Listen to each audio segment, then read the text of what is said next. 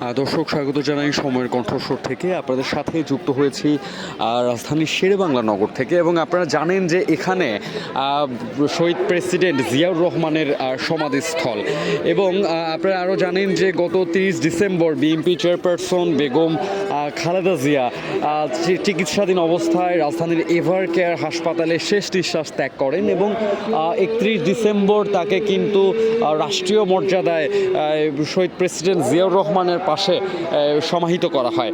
এবং এই সমাধিস্থলটি উন্মুক্ত করে দেওয়ার পর থেকেই কিন্তু বিভিন্ন সাধারণ মানুষ, বিভিন্ন সামাজিক সংগঠন কিন্তু এখানে আসেন, দেখতে আসেন, পুষ্পস্তবক দেন। এবং আজকে বাংলাদেশ জাতীয়তাবাদী মহিলা দলের পুষ্পস্তবক অর্পণের জন্য বাংলাদেশ জাতীয়তাবাদী মহিলা দল এখানে এসছেন। সকাল থেকেই কিন্তু মহিলা দলের বিভিন্ন নেতাকর্মীরা এখানে এসে ভিড় করেছেন, এবং মহিলা দলের সভাপতি আফরোজা আব্বাস এবং সাধারণ সম্পাদক সুলতান আহমেদ সহ কিন্তু এখানে পুষ্পস্তবক অর্পণ করছেন। এবং এখানে প্রধান অতিথি হিসেবে রয়েছেন বিএনপির রুহুল কবির রিজভী এখানে রয়েছেন। আপনারা যেমনটি দেখতে পাচ্ছেন, তারা কিন্তু সমাধিস্থলে পুষ্পস্তবক অর্পণ করে তারা দোয়া পাঠ করছেন।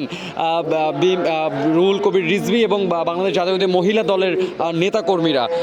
দর্শক, এই ছিল আমার কাছে শেরেবাংলা নগর থেকে সর্বশেষ। আপনাদের সাথে যুক্ত ছিলাম আমি মোহাম্মদ ইউসুফ কামাল শান্ত।